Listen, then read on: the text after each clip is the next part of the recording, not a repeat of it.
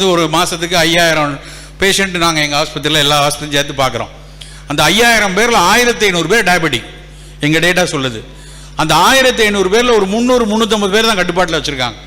அந்த 300 பேரும் ஏதோ நான் மாய மருந்து கொடுத்து கட்டுப்பாட்டில் வைக்கல, மருந்துகளோடு சேர்ந்து மிகச்சரியான உணவு பழக்கம் வச்சுருக்காங்க. நாங்கள் திரும்ப திரும்ப டேட்டா எடுத்து பார்ப்போம், ஏன் இவருக்கு கட்டுப்பாடாக இருக்குது, அவருடைய டயட் பிளானிங் கரெக்டாக இருக்கும். ஸோ மிகச்சரியான உணவு பழக்கத்தை வைத்துக்கொள்ளுங்க. ரெண்டாவது முக்கியமான விஷயம் உடல் பயிற்சிகள்.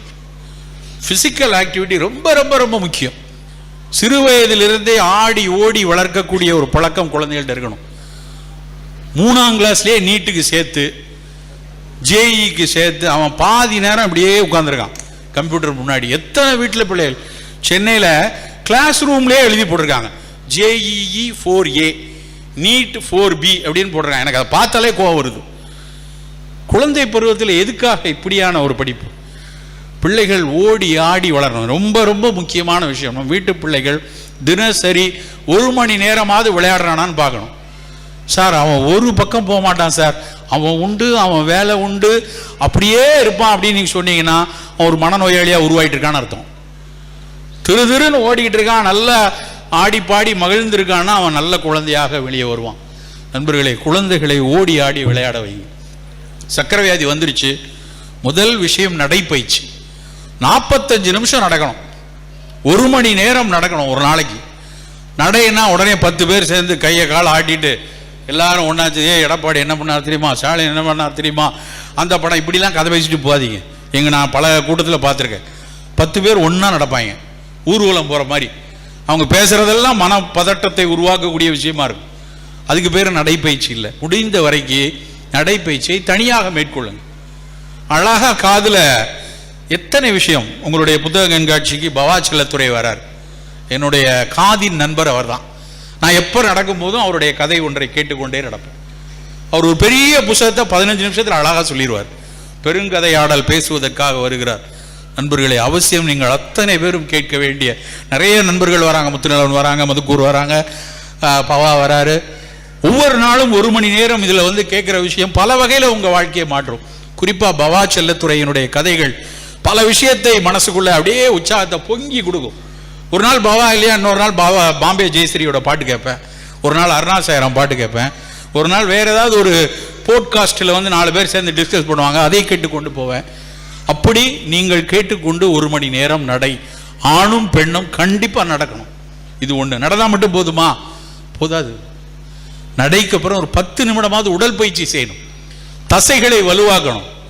நல்ல டார்சிப்ளெக்ஷன், நல்ல காலை தட்டி தட்டி காலுக்கு எக்ஸசைஸ் பண்ணுறது, குவாட்ரிசெப்ஸ்க்கு எக்ஸசைஸ் பண்ணுறது, ஹாம்ஸ்ட்ரிங் எக்ஸசைஸ் பண்ணுறது, இப்படியான பயிற்சிகள் ரொம்ப ரொம்ப அவசியமான விஷயம். தினசரி ஒரு 10 நிமிடம் உடல் பயிற்சி, 5 நிமிடம் நல்ல மூச்சு பயிற்சி.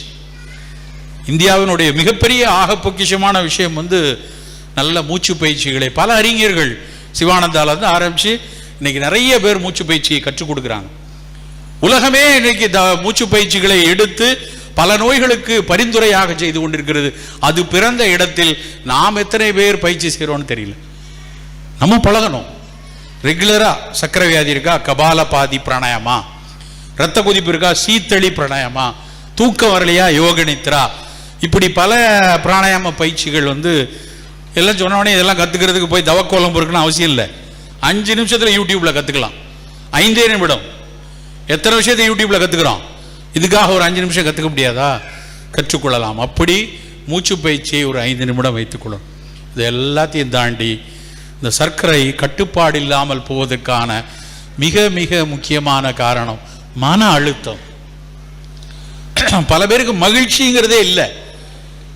நல்ல ஒரு இரவுல 7 மணி நேரம் தூங்கி காலையில் எந்திரிச்சோடனே அப்படி உற்சாகமா எந்திக்கிற மனநிலை இல்லைனாலே மன அழுத்தம் இருக்குன்னு அர்த்தம்.